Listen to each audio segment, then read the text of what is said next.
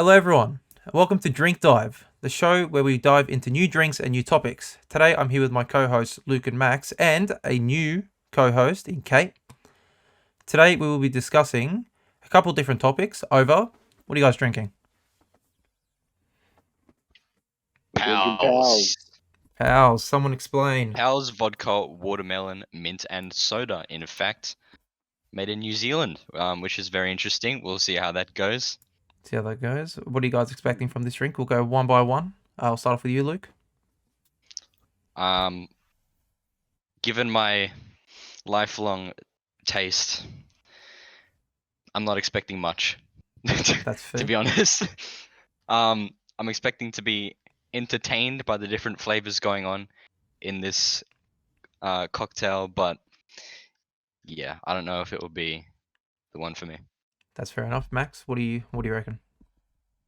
I gotta say, it doesn't look the best. But yeah, you never know. Doesn't look the best. know That's what good. happens. That's great to hear. Yeah. Kate? Brilliant. Weird combination. I already can tell that I'm going to be disappointed.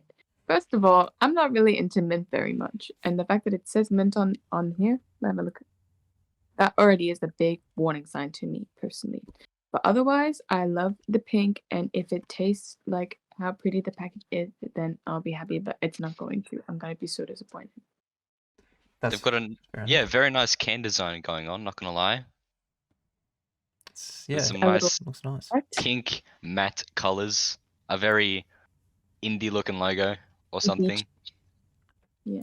That's Look fair at the enough. vibes. Look at the vibes on this. I mean, wow. Insane. That's some yoga. Let's just preface this. I will not be drinking. I will be having water, because I am not a alcoholic. You're not He's a holy saying man. not saying these guys are. Before we go on, let's just explain a bit more. So the last episode you saw was a bit of a shit fest. Not much was going on. We kind of just winged it. Wasn't really meant to be a podcast, but discussed it some more, and here we are. Kate is now going to be joining us as well. And can we give him a sneak peek to what the drink will be next week, Max? Next week will be a drink called Vosso. There will. We're not going to tell you what flavor. Yes. We're not going to say what flavor. You should say it's like go. It's kind of like explain the details and let them guess. Well, Sometimes give it no, I thought he was going to say it. Then they have to guess the flavors. Anyways, this ain't been edited, so this is good. We're completely losing it here, but yeah, welcome to the first inaugural branded episode of the Drink Dive podcast. Hyped to have you here. Not fellas. to be confused with Drink Drive, please. Yeah, no, That's, don't make that mistake. I have several times. Yeah, not good. All right, you want to get those drinks opened and give us a taste before we dive into some topics? Here we are. Oh, lovely sound. Everyone, cheers. Cheers. Cheers, everyone. You know what? I'll join in. Cheers, you two. You four. You three. Good on you, mate. Okay. Smells like aloe vera. That's good. Instant thoughts. Let's start off with Kate, 'cause she looks like she's enjoying the drink. I don't like it. I mean, okay, like it's quite fresh from the watermelon, but the mint literally makes me taste like it makes me feel like I'm literally drinking like a cream, like a cream that you put on. Wow. A body cream, and that's not really my. That's... But the vodka, if you're into drinks that don't have like a strong taste of vodka, this is good because you can hardly taste it at all. Max? Well, you can smell the watermelon more than you can taste it. You can definitely taste the mint, but it is still very bland, I think. It doesn't have too much flavor to it. It's not for me. I'll say that. Luke? No, it's definitely not for me. It's literally like drinking a bottle of aloe vera.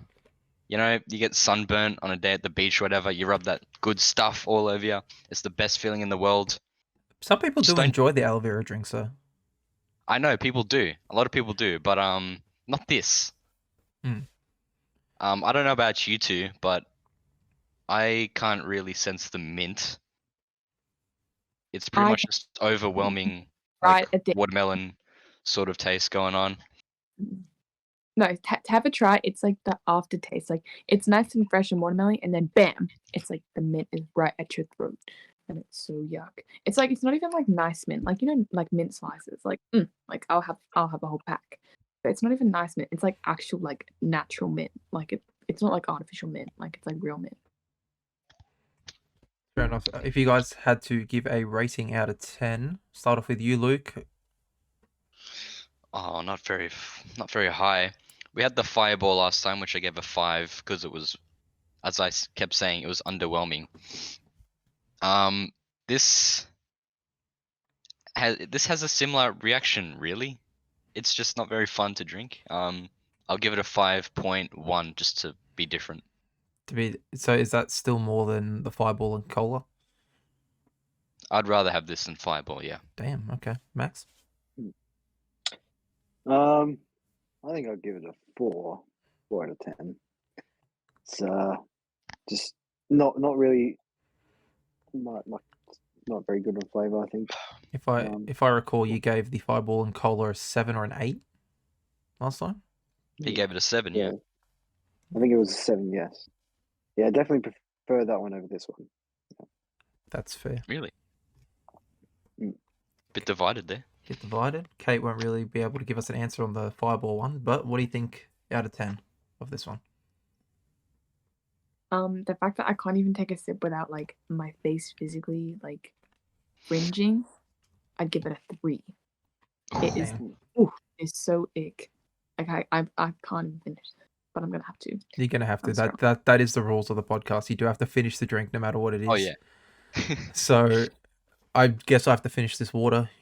You guys have to finish Oh, no. Is it Pals or Pal? Pals with an S. Pals, vodka, and whatever the hell it is. But let's dive into our first topic, which will be, we recently went and did the viral meme that's taken, well, it's kind of died off, but Barbenheimer. We went and did Barbenheimer.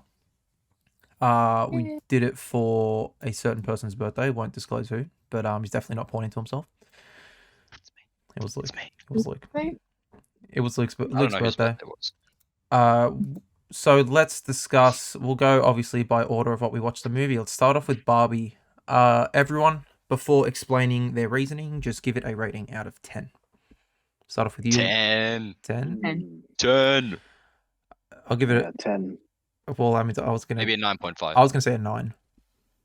9.5. 10. No, it wasn't to me. The reason why it's not a 10 for me is because there wasn't enough John Cena in a mermaid outfit. That wasn't the point of the movie, though. Obviously, if we're going off point of the movie and just how it is, then it's a 10. It's a 10 movie. So it's just minus point because of John Cena. Because John Cena wasn't in a mermaid costume long Did you enough. guys hear the story of how he actually got into the movie? Did Margot Robbie ask him? Yeah, Margot Robbie was on, like, she was shooting something, and then she went to, like, get food, and he was there.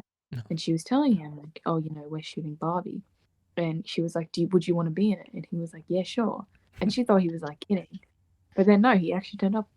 Damn. Well, there you go. Let's, Fascinating. without spoilers, can we have an explanation, Kate, of why you enjoyed? Well, actually, this is coming out 2 weeks after Barbie. Do you reckon it should be fine to spoil it? Yeah. Yeah? At this point. Okay. Fair warning. If you watch Barbie, what are you doing with your life? Go and watch it now. Same with have- Oppenheimer as well. Yeah. But yeah, Kate, go on. Say spoilers. Okay. Fuck it. So, spoiler alert. Basically, Barbie for me. I think, well, personally, growing up as a Barbie girl, like, I love my Barbies. Like, I had a Barbie dream house. I had 2 Barbie dream houses that I used to put right next to each other. One of them had an elevator that you could pull strings and it would go up. I had a Barbie plane. I had a Barbie camper van. I basically just had Barbie everything. So obviously, my first initial thought was, great, there's like a movie coming out about Barbie. But when I heard Greta Gerwig was directing it, she is like my inspiration as a female director. I was like, okay, so it's going to be deeper. Oh, hang on. It's going to be deeper than just like the doll. It's going to be something more. So I think what I really enjoyed was, obviously the visuals were amazing. The song, like the soundtrack, was amazing. The casting was amazing, of course, as well. What I really liked was just the comparison of a world dominated by men and a world dominated by women. And it's like, obviously, it's a bit, I don't know, like, it's awkward to say it on a call with a bunch of guys, but We know. but it's interesting to see how in the world that was dominated by men and the world dominated by women, like the worst thing that happened to the guys in like the world dominated by women was they didn't get attention. But then the worst thing that happened to the girls in the world dominated by men was that like they felt like they were like threatened and they were like in danger. So it's interesting to see that comparison. I thought Greta Gerwig did a really good job of like doing that. And then I also just love like the childhood sort of like theme about it, like how it was like you forget that your parents were kids once too. I thought it did a really good job of just like bringing back that sort of like that underlying like theme where it's like everyone's human and we sort of like set expectations for people, and then you sort of like realize, like especially for the daughter and the mother relationship, I thought that was really really well portrayed.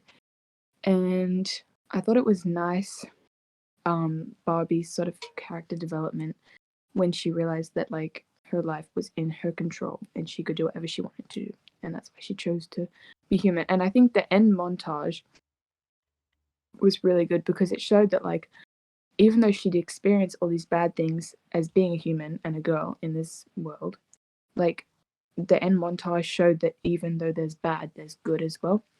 And I thought that was really sweet. So that is my reason. That's fair enough. I think you really truly listed everyone else's reasons as well. Besides probably the Barbie girl part, like being a kid I and don't playing need with Barbies. But I don't need to say mine anymore. It's been covered. yeah, I will say that I will just double up on the soundtrack part. The soundtrack was amazing. One thing you actually missed in your review was Alan. Oh my gosh, Michael You Cera. didn't mention your boyfriend that much, but here we are. Cera, literally my BFF, like my lifeline. Like, oh my gosh, he couldn't have been better in the movie. Oh, Like, he killed it. absolutely, He killed it. he went in there with a mission and he completed it. Like sometimes I have a bunch of Alan edits saved and I just watch them before I sleep so that they're playing in my mind as I sleep. It's beautiful. Michael Cera, he had some great appearances, but not nearly enough. Let's I be agree. honest. He should have had so much more screen time. But if he had And too John much, Cena. That's completely Cena stole as the well, show. yeah. He by far was probably the best character there. By far. I mean, because think about it, all the Kens are just the male version of the Barbies. So really it's just, you know, it's like that pecking order, and then you got Alan. I just love when he was beating up those people. Like he Oh, was yeah. pulling out them, he was busting a move, and then he went and helped like the girls. Like it was so sweet and so cute. And Michael Cera and Alan are such pookie pies, and I love them. And Alan. Yay, go Alan. Everyone loves Anyway. a bit Alan. But Next, that's Barbie basically summed up. We'll say it's time for a movie that I wasn't excited for, and to be honest, now looking back on it, it's a very good movie, and that is Oppenheimer. Luke, you were really excited to watch this movie. Explain. Actually, everyone give their ratings first, I may say. Start off with Kate. I'm gonna give it an 8.7 out of 10. Oh, That's what Luke was going to say. 8.5 actually. I was going to say a 9. Really? Yeah, That's I fair. was gonna say a solid 9 as well. yeah. Luke, take it away. Spoiler warning. Spoiler warning, guys. Yeah, I was really, really, really hyped to watch Oppenheimer. Obviously one of my favorite directors, Mr. Christopher Nolan. My boy Cillian Murphy from, Peaky Blinders, and other Nolan movies like What's it? I don't know. I can't think. Inception. He was in Inception And Dunkirk and done. and Batman Yes, Begins. true. Although I haven't seen Dunkirk because I don't know why I haven't seen it. Batman Begins. Yes, Yes. Batman Begins. Yes, lovely. Thank Thanks, you. Kate. Thank you, Kate. Honestly, I was just thinking of Inception because I fucking love that movie. Anyway, so I was really excited to see this. Yes, it's just, you could see it as just another war movie, Like it's been covered millions and millions of times over. That's what Dorian thought originally as well. Very true. But this isn't so much, you know, for like 3 hours straight.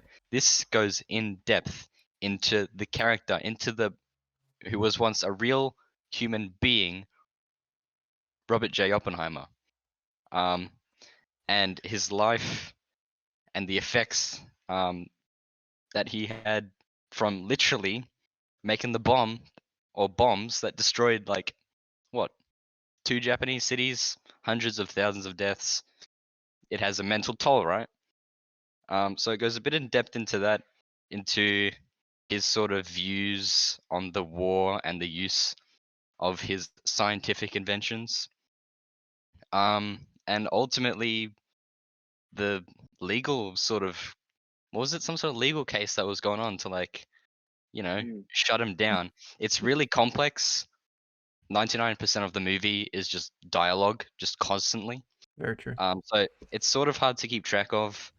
But at the end of the day, it was really well done, really well shot. I still understood the story to a certain extent, but it was a lot to take in. There wasn't much explosions, but the ones that we did get, or the one that we did get, Spoiler. it was beautiful, wasn't it?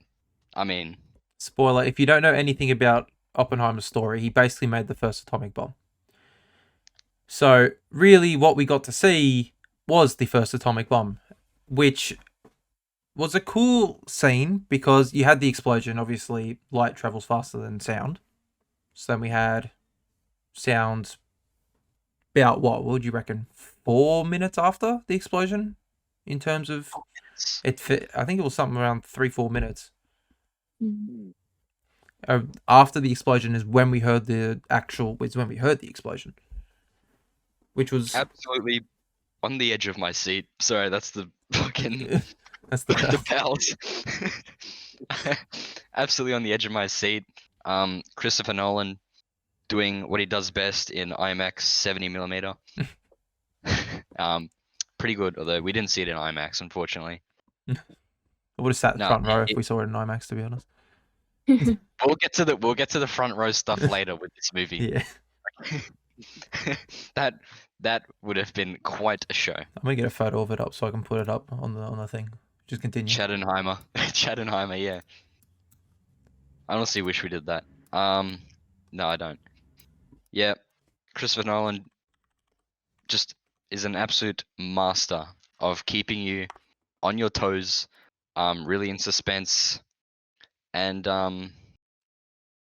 like with most of his, well, all of his movies, really, we did have a lot of, time jumping around between the past and the present, which you knew it was the present because it was in black and white. Sort of like Better Call. You're wrong. You're wrong. Ignore that. Sort of like Better Call Saul. Alright. We can get to that. I swear to God, I'm not wrong, but we'll see. All right. There's a case going on, a legal case, next to the actual events of the story, and also like the relationship side of stuff with like Florence Pugh and Emily Blunt and everything. It was really interesting. It was easier to keep track of than pretty much every other Nolan movie, so can't complain. All right. So you guys won't be able to see this, but I'm literally bringing up a photo of what the Oppenheimer meme, the front row Oppenheimer meme. That is what people saw in the IMAX. I'm covering Luke's face right now. I have a picture of what it looked like in VMAX when you were in front row for Barbie. Look at this. Well, then there's the Bible one as Front well. row. I'm just Hang on, getting up the second meme here. There's the main meme there. Chattenheimer. Yeah, bit weird, but not much we can really do about that. Not much really Christopher Nolan could do about that as well. But we didn't get to see it like that, so we're not complaining. Yeah. No. Max, any thoughts on either movie? Because we really haven't gone to you for either. I think everything's been said already. Not much more I can say. I will say for Oppenheimer, the reason why I thought so, I don't want to say how do I explain it? Basically, after I watched the movie, I was a bit like, what the fuck did I just watch? Like, I don't know what was going on. The only part that really enticed me was the explosion. It's about half an hour between when they were setting it up to after it. Then I went toilet because the rest of the movie was kind of boring. But the thing I didn't take in until the next day was the camera shots, which were fucking beautiful. Especially pretty sure I heard you overheard you, Kate, talking about this. The after the explosion, when he goes and does the talk, and in the crowd and stuff, and they're stomping their feet, and how it kind of goes from the explosion vision in a way to what he's doing. I think I overheard you talking about that. Yeah. But Cinematically and editing wise, it was absolutely beautiful. Yeah. I have a lot of like things that I've noticed about the movie that you guys might not have that I can explain. if you want, because Well, I'll admit I was micro sleeping at the start because I had the footy on. Ask Max. I had the footy on. Yeah. no shot. I had the last 10 minutes of the footy. Man, this movie's boring. Let's watch the footy. Anyways, yes, Kate, you go on with your fun facts. Okay, so first of all, Luke, you're wrong. The scenes that were in black and white were from third person perspectives on Oppenheimer's life because I think it was a good sort of critique on how once you sign up to work for the government, your life belongs to them. So that's why he was so easily like almost pushed out of his position because it's so like government driven. So all of the scenes in black and white were were shown through a third person perspective on Oppenheimer's life. So it was it was, you could see it, like it wasn't from his perspective. Whereas the scenes in color were all first person, so they were all from Oppenheimer's perspective. So that's the color changes. You thought it was in black and white because in Memento, that's what Christopher Nolan does. But Memento. it was different here. I thought it was sort of the same, but I sort of rewatched some scenes. And I was 100% thinking of Better Call Saul. Shout out to everyone who's seen that. They do, well, literally what I was explaining with the whole past and present situation, time jumps. That's Better Call Saul. Oppenheimer, I lost it again. I was sleeping at the start. It was yeah, pretty fucking boring, but it was worth it at the end. yeah. I thought the pacing of the start, that it was really poorly paced at the beginning. I think I understand it was for context, but it was also just like it went on a bit too long, the backstory. But what I thought was really interesting about how Christopher Nolan did it was because like we all know so much about the bomb and the bombing because it's been told a million times. Not a million, but it's been told enough times in history. I thought it was interesting how rather than just showing that, he focused on the before and after of it instead, rather than just that. Like it was pretty skimmed over that bit, but it was really Yeah, we didn't get to see much of the action. Hey, we didn't see anything from Japan. Yeah, at first I was mad about that. It's kind of like, I think it's kind of good because it takes away from the story. What I didn't like though was that it was almost victimizing the villain. I'm sorry, like Oppenheimer knew what he was creating, and as much as I understand there's guilt, America literally only chose those two Japanese cities because they were structured like they wanted to test out their bomb. That was it. Like there was no other reason. He had a very interesting philosophy. Yeah, so but what I think was really interesting was that shot that Dorian was talking about that showed the guilt was like this, like the cheers and the screams of the crowd became like screams of like terror almost because he was so focused on like the aftermath and the guilt of what happened from his creation. And that was, I think they did a really good job of showing that sort of like that complete like guilt that he went through. And I think as well, I know many people will disagree with this, but I don't think they need to show Florence Pugh's boobs that much. Like, okay, like Max, great rap. Max, what do you have to say about that? But Dorian, what have you got to say? Hang on, Right say in that. front Perfect. so long for no reason. I think they I should. thought I think they should have shown Cillian Murphy's dick, but that's a different story. I agree. Anyway, I thought it was interesting, like the courtroom scene. A lot of people were like, why was that necessary? I thought that was actually very necessary because first of all, when Cillian Murphy was like Oppenheimer was sitting naked in the little trial room, I was like, why is this man naked? Then I realized it's because he's being so vulnerable that it's almost like he's being naked in front of these strangers that don't know him. I thought that was really cool. And then obviously when they were doing their thing in front of the trial room, it was like Kitty, the wife's sort of perspective on almost like she felt like she was watching it happen again. That was interesting as well. And then what I also really liked was the use of water ripples. Like, did you guys notice there was like the map on the table? We and had it was those a few times, yeah. it was all foreshadowing. Like the movie started with ripples in the water, and that foreshadowed then the ripple effect of the end when there was also ripples when he was talking to Einstein in the water, because basically, like everything he did affected the end of the story, and the ripples also almost showed like the bomb, like how like water droplets they're almost like and they spread like a bomb. Yep. But that was really cool of Christopher Nolan. But yeah. That's fair enough. I highly enjoyed those parts, representing like the duality between, the terror and the cheering, the screams and the cheering and everything. Mm. Massive boost of dopamine during those parts. Yeah. Fun fact, if you didn't know, that girl who where was she? She was in that room where they're all cheering, stomping their feet, whatever. There was that girl who, in Oppenheimer's mind, with all this Was terror going on, her skin was flaking, Mm, right? You remember that? Yep. yes. That girl is Christopher Nolan's daughter. Did you know that? Bet you didn't. Did not. I did not Oh. know that. It's Yeah. cool. Fascinating. Another I thought it was thing just really good. that hang on 1 second. Another thing that I thought was interesting was hang on 1 second.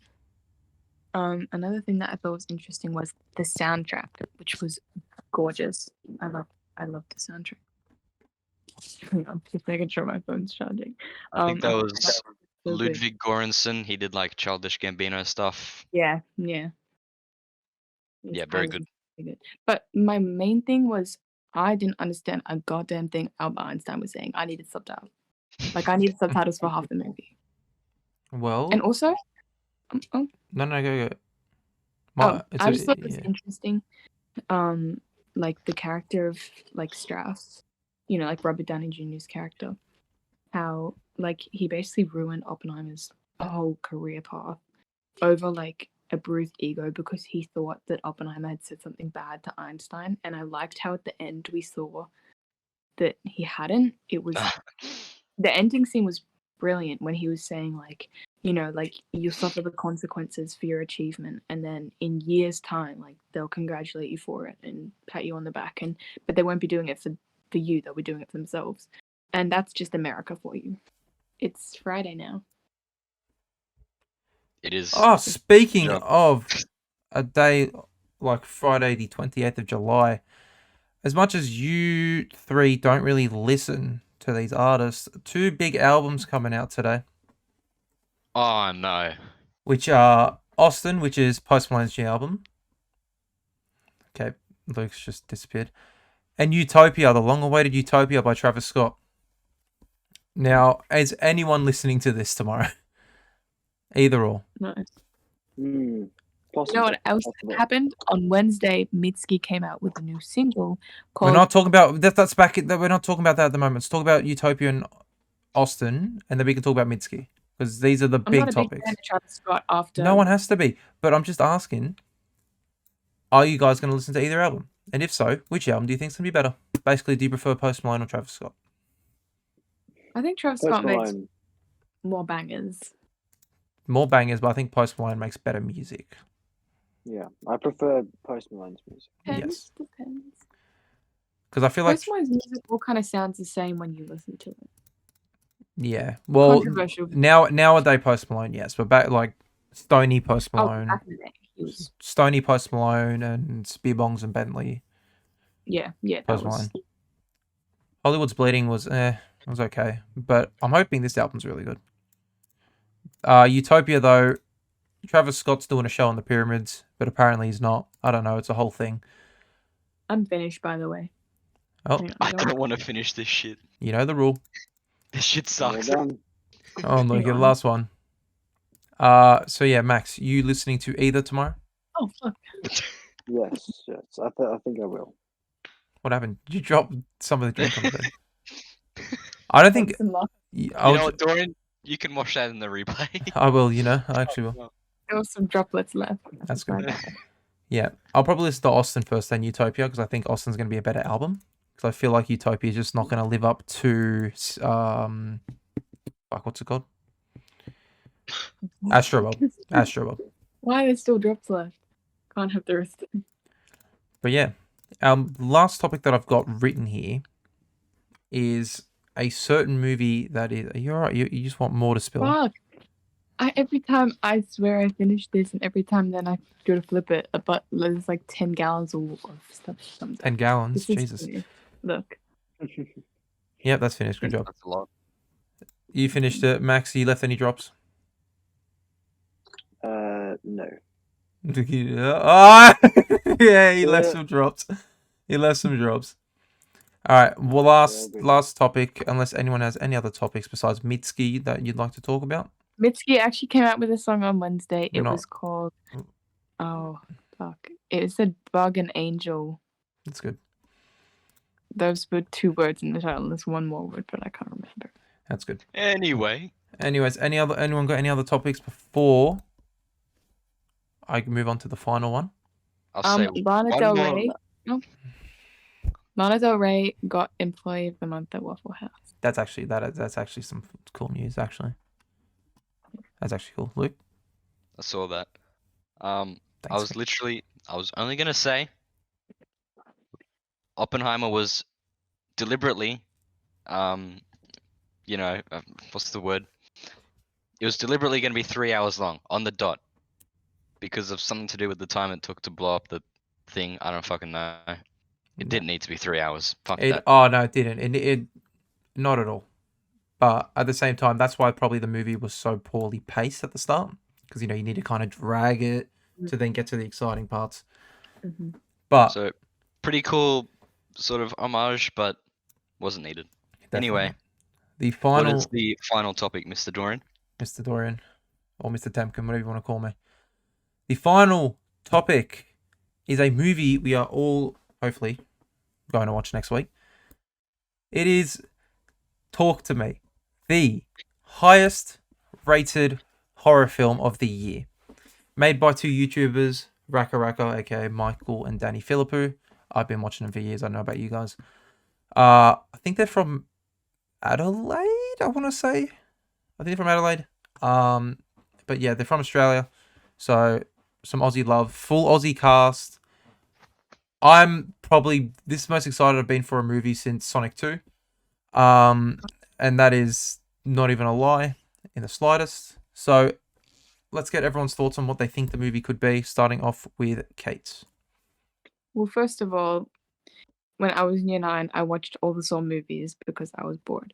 I'm very particular with horror movies. I feel like there's this little cliche that people have going nowadays that like jump scares and like music equals horror movies. No.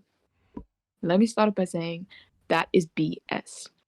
I don't get that scared easily with horror movies just because like I always think about how awkward it is to film on set. I'm like, oh, this would be so awkward to film on set.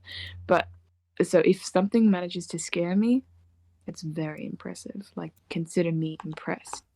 So I'm going into this movie with like medium expectations. Like, if it can, like, I think it had the potential, but I also don't know.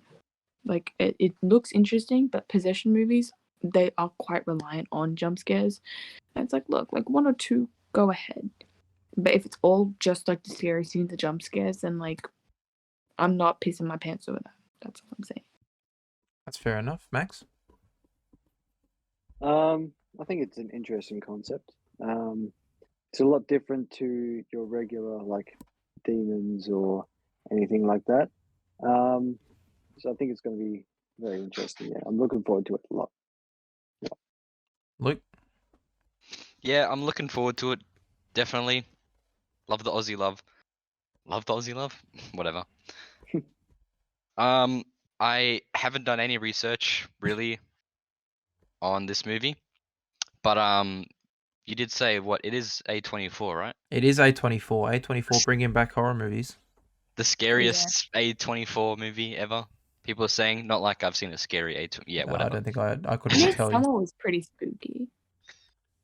Haven't seen Midsummer. I'm not Swedish or whatever it is.